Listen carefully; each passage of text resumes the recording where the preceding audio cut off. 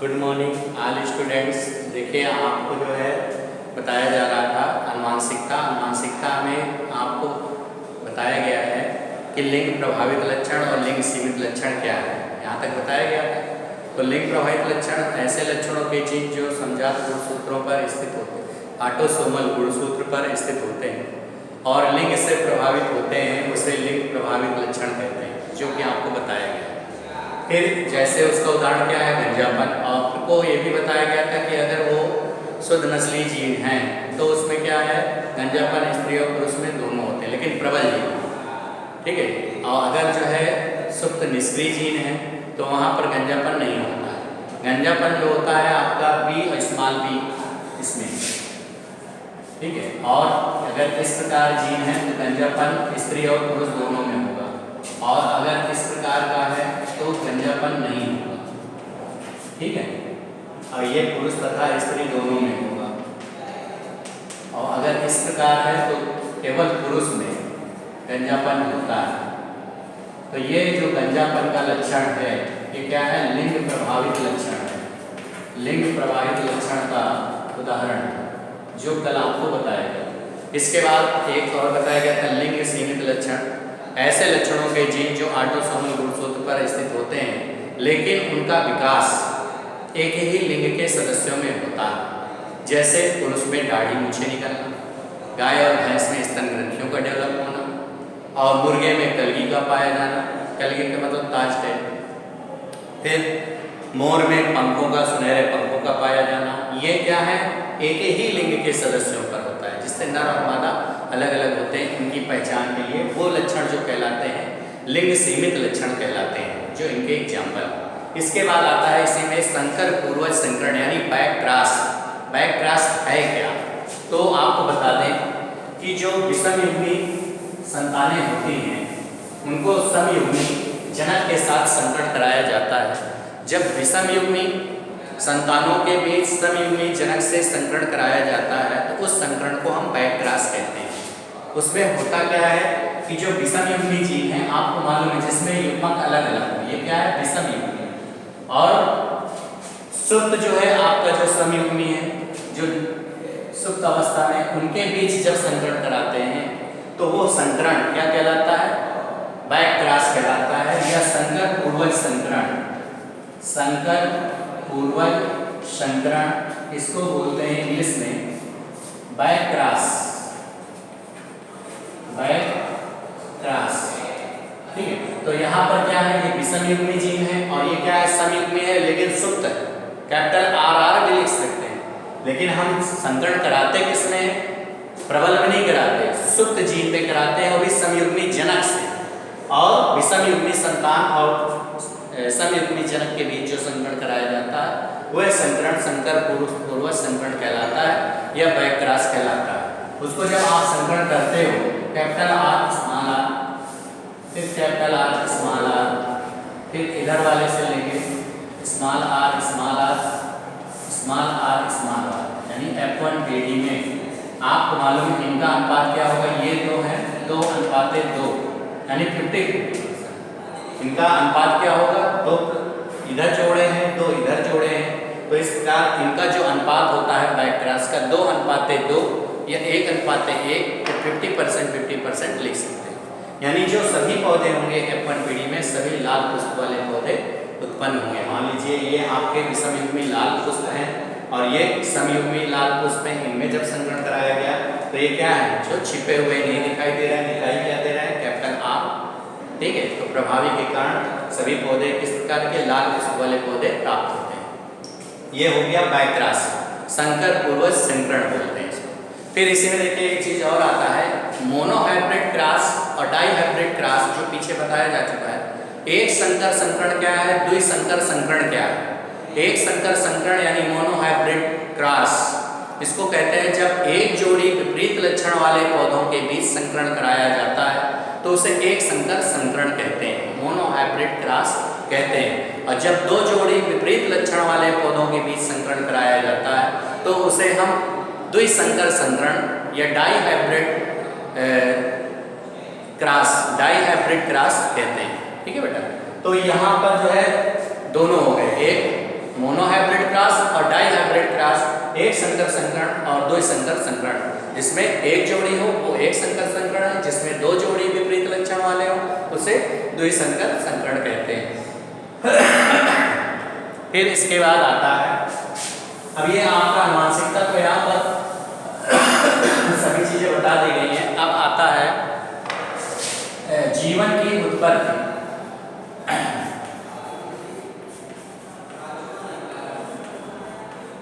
Origin of life, origin of life, जीवन की उत्पत्ति के बारे में वैज्ञानिकों ने बहुत सी धारणाएं प्रस्तुत की हैं। कितने अरब वर्ष पूर्व जीव की उत्पत्ति हुई, या सबसे पहले प्रारंभिक जीव पृथ्वी पर ऐसे हुआ, ऐसे कैसे मतलब जो है जन्म हुआ, या जीवन का उत्पन्न का प्रारंभ कहाँ से हुआ, आदि सागर से हुआ। तो जीवन की उत्पत्ति जो हुई है ये आदि सागर से हुई है।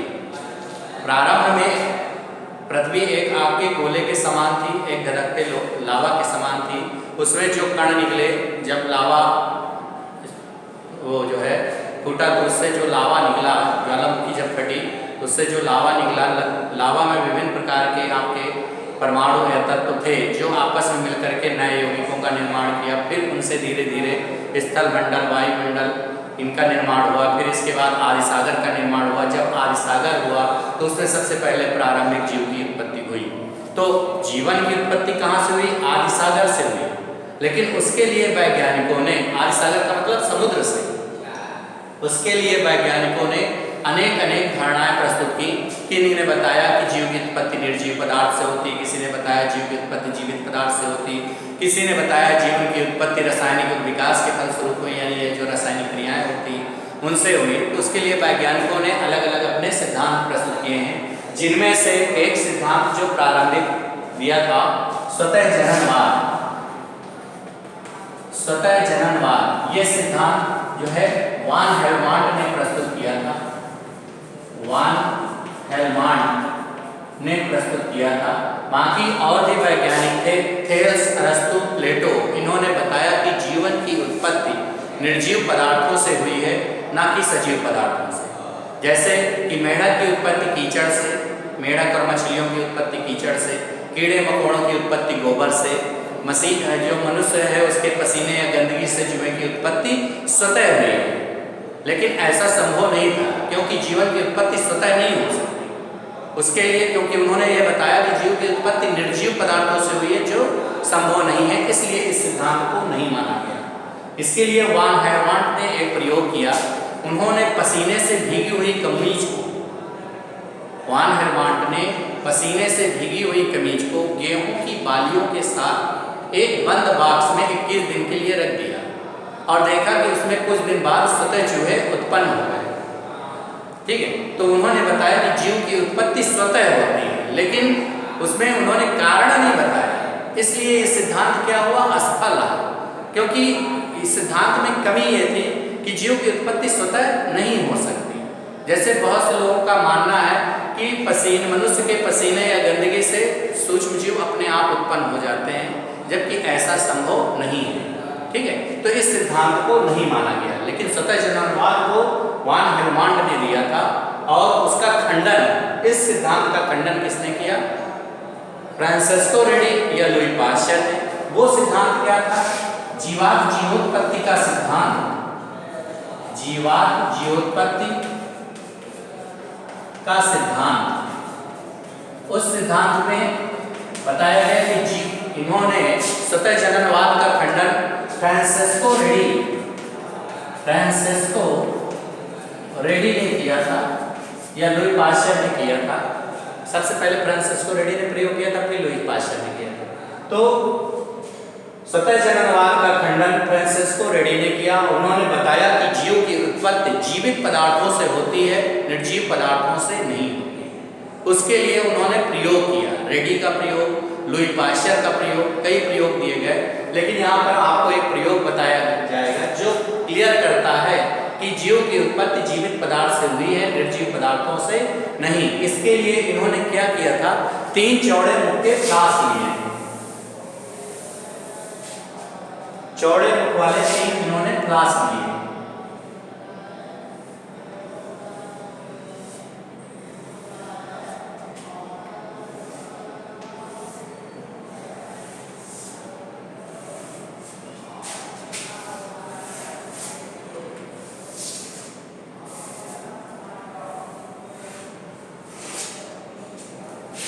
खुले चौड़े मुंह वाले क्लास के लिए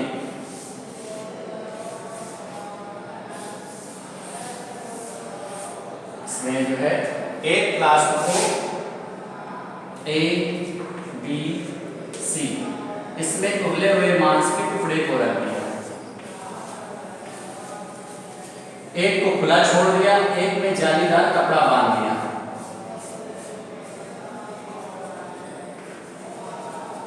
और एक को पार्चमेंट पेपर से ढक दिया।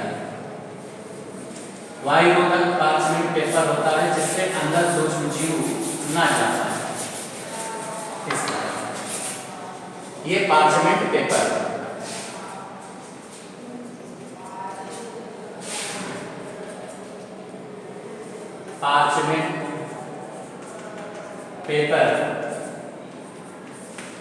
जालीदार कपड़ा,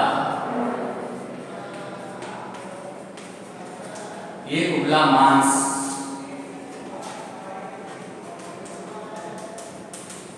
तो इन्होंने क्या किया था, सर्वप्रथम चौड़े मुंह के 3 जार लिए थे, उसमें उबले हुए मांस को, उबला क्यों मांस रखा कि उसके सूक्ष्म जीव नष्ट हो जाए। उबले हुए मांस को तीनों में रख दिया, एक जार को खुला छोड़ दिया, एक जार में जालीदार कपड़ा बांध दिया और एक जार को पूर्ण रूप से ढक दिया जिसमें बाहर की हवा अंदर ना जा पाए। कुछ समय बाद देखा कि इसमें अंदर मक्खियां प्रवेश कर रही हैं, इसमें अंदर जो है मक्खियां प्रवेश कर रही हैं। जब मक्खियां अंदर प्रवेश की तो इसमें मक्खियों ने क्या दे दिए, अंडे दे दिए। अंडे से क्या बना, लार्वा बना, और लार्वा से फिर जीव बना। ठीक है, तो यानी यहाँ पर क्लियर हो गया कि जीवन की उत्पत्ति जीवित पदार्थ से हुई है। यानी कि ये जो उबला हुआ मांस रखा हुआ है यानी निर्जीव पदार्थ रखा है, इससे जीव की उत्पत्ति नहीं हुई है। जो यहाँ पर मक्खियां आई उन्होंने जो अंडे दिए उससे जो लार्वा बने उससे जीव की उत्पत्ति हुई। यानी जीव की उत्पत्ति जीवित पदार्थ से हुई है, जबकि ना कि उबले हुए मांस या निर्जीव पदार्थ से नहीं हुई। फिर दूसरे को देखा तो उसमें जो मक्खियां थी, क्योंकि जालीदार कपड़ा था तो उसमें मक्खियां केवल जालीदार कपड़े के ऊपर ही रह गई, मतलब अंदर प्रवेश ही नहीं कर पाई। और तीसरे जार में क्योंकि पार्चमेंट पेपर से पूर्ण रूप से ढका था, जिससे हवा अंदर नहीं आ सकती थी या स्मेल नहीं जा सकती थी, जिसके कारण इसमें कोई भी प्रकार की मक्खी नहीं थी, तो इसमें कोई भी सूक्ष्म जीव उत्पन्न नहीं हुआ। इससे क्लियर हो गया कि निर्जीव पदार्थ है, इसमें कोई जीव अपने आप उत्पन्न नहीं हुआ। इसमें भी जीव, क्योंकि मक्खियां अंदर आई ही नहीं, तो इसलिए जीव की उत्पत्ति नहीं हुई। जबकि इसमें मक्खियां अंदर आई, उन्होंने अंडे दिए, अंडे से लार्वा उत्पन्न हुए, लार्वा से जो है जीव बना। तो जीव की उत्पत्ति इस खुले होने के कारण, मक्खियों के कारण जीव की उत्पत्ति जीवित पदार्थ से हुई, ना कि निर्जीव पदार्थ से। क्योंकि निर्जीव पदार्थ यहाँ भी है, यहाँ जीव अपने आप नहीं आए। तो इसके कारण जो मक्खियां अंदर प्रवेश की, जिसके कारण जीव की उत्पत्ति जीवित पदार्थ से हुई है, निर्जीव पदार्थों से नहीं। तो इस तरह आप फिगर बना करके इस सिद्धांत को समझा सकते हो। इसके बाद इस सिद्धांत में भी कुछ थी कि जीव की उत्पत्ति भी जीवित पदार्थ से नहीं, उसके लिए क्या थे, रासायनिक पदार्थ थे जिससे जीवन की उत्पत्ति हुई। सबसे पहले जीवों के लिए क्या चाहिए, जलमंडल, वायुमंडल, स्थलमंडल, जहाँ पर जीव निवास करता है उसको ऑक्सीजन चाहिए जीवित रहने के लिए। बहुत से जीव होते हैं जिनमें प्रकाश की आवश्यकता होती है, प्रकाश के बहुत से ऐसे जीव होते हैं जो रसायन की जरूरत होती है, तो इसलिए जीव की उत्पत्ति जीवित पदार्थ है ये भी असफल रहा है। फिर इसके लिए वैज्ञानिकों ने, अलग अलग वैज्ञानिक थे, उन्होंने अलग अलग सिद्धांत दिया, जैसे जीव जननवाद, ये जीवात्म जीवोत्पत्ति का सिद्धांत, स्वतः जननवाद, ब्रह्मांडवाद, प्रलयवाद, प्रगतिवाद, बहुत सारे सिद्धांत, प्रलयवाद है, ब्रह्मांडवाद है। तो ये जो है सिद्धांत अलग अलग वैज्ञानिकों ने दिए हैं, आर्हेनियस ने भी बताया। फिर इसके बाद आया ओपैरिन, उन्हीं की पुस्तक का नाम था जो सर्वमान्य सिद्धांत था। आधुनिक परिकल्पना भी कहलाई जाए विकास की। आधुनिक परिकल्पना का मतलब कि जीवन की उत्पत्ति रासायनिक उद्विकास के फलस्वरूप हुई है। जो रासायनिक क्रिया ब्रह्मांड में पृथ्वी पर हुई, उन्हीं से वो जीवन की उत्पत्ति हुई। उसके लिए A.I. ओपैरिन वैज्ञानिक का नाम है।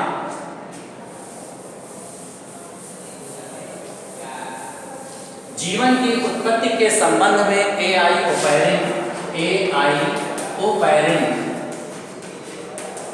ने अपनी पुस्तक, उनकी पुस्तक का नाम था ओरिजिन ऑफ लाइफ। इसके ओरिजिन ऑफ लाइफ के लेखक कौन है? ओपैरिन। AI ओपैरिन पूरा नाम है, बाकी ओपैरिन आप लिख सकते हो। तो जीवन की उत्पत्ति के संबंध में ओपैरिन ने बताया अपनी पुस्तक ओरिजिन ऑफ लाइफ में कि जीवन की उत्पत्ति रासायनिक विकास के फलस्वरूप हुई है। उन्होंने इस उत्पत्ति के संबंध में 8 स्टेप बताए, 8 चरण बताए। पहले चरण को उन्होंने बताया कि परमाणु अवस्था, क्योंकि पृथ्वी एक आग के धधकते गोले के समान थी। अब पृथ्वी की उत्पत्ति 4 से 5 अरब वर्ष पूर्व हुई थी। उस समय जो हल्के परमाणु थे, क्योंकि विभिन्न प्रकार के परमाणु तत्व प्रकृति में उपस्थित थे, तो जो हल्के परमाणु थे उनसे गैसों का वायुमंडल का निर्माण हुआ। वो विभिन्न प्रकार की गैसों से ऊपरी आवरण का निर्माण हुआ और जो भारी तत्व थे वो एक जगह पर एकत्र हो गए, इससे स्थल मंडल का निर्माण हुआ। उस समय वातावरण क्या था? अपचायक था, ऑक्सीकारक नहीं था, क्योंकि उस समय ऑक्सीजन गैस नहीं थी। और सबसे ज्यादा कौन से परमाणु आपके तत्व थे? हाइड्रोजन। तो हाइड्रोजन परमाणु के कारण वातावरण क्या था? अपचायक था। फिर दूसरे चरण में, प्रथम चरण में तो आपका आ गया परमाणु अवस्था, द्वितीय चरण में आ गया अणु अवस्था। अणु अवस्था में क्या है कि छोटे छोटे परमाणु आपस में मिल करके एक अणु का निर्माण किया। वो सूक्ष्म कण आपस में मिलकर के, क्योंकि उस समय हाइड्रोजन के तत्व की, हाइड्रोजन परमाणु की मात्रा ज्यादा थी, जो कार्बन से मिलकर के मीथेन बनाया, नाइट्रोजन से मिलकर अमोनिया बनाया और जलवाष्प हाइड्रोजन गैस बनाया, हाइड्रोजन साइनिक अम्ल बनाया। तो इस प्रकार के अणु बनते चले गए। तो उन परमाणुओं से अणुओं का निर्माण हुआ द्वितीय चरण में। तृतीय चरण में क्या हुआ? सरल कार्बनिक यौगिकों का निर्माण हुआ। सरल कार्बनिक ये अणु, क्योंकि ये एक लावा के समान थे, जब ज्वालामुखी फटा तो जो लावा बह के आया उसमें बहुत से नाइट्राइट्स या बहुत से ऐसे तत्व थे जो आपस में मिल करके स्थल मंडल का निर्माण किया। स्थल मंडल के निर्माण होने के बाद उसमें बहुत से पदार्थ जो आपके थे, जैसे शर्करा है, अमीनो अम्ल है और वसी अम्ल है, ये सब मिलकर के सरल कार्बनिक यौगिकों का निर्माण किया। सरल कार्बनिक यौगिकों के बाद उसमें एक जो द्रव बना उसको कहा गया पूर्वजीवी सूप। तो इनमें तृतीय चरण में क्या हुआ? सरल कार्बनिक यौगिक बने। सरल कार्बनिक यौगिक से आदि सागर की उत्पत्ति हुई, जिसमें जीवन क्या हो पाया? संभव हो पाया। जिसमें जब आदि सागर का निर्माण हो गया तो जीवन जो संभव हुआ वो इसी चरण में हुआ। इसके बाद चौथा चरण आता है। तो देखिए आपको ये 3 चरण अभी बताए गए हैं, बाकी आपको नेक्स्ट जो है डे में अगला चरण जो आपके चौथा, पांचवा, छठवां, सातवां, 8 चरण हैं, जिसमें 2 चरण आपको भी क्लियर किए गए हैं। बाकी शेष चरण आपको नेक्स्ट वीडियो में बताए जाएंगे। थैंक यू बेटा।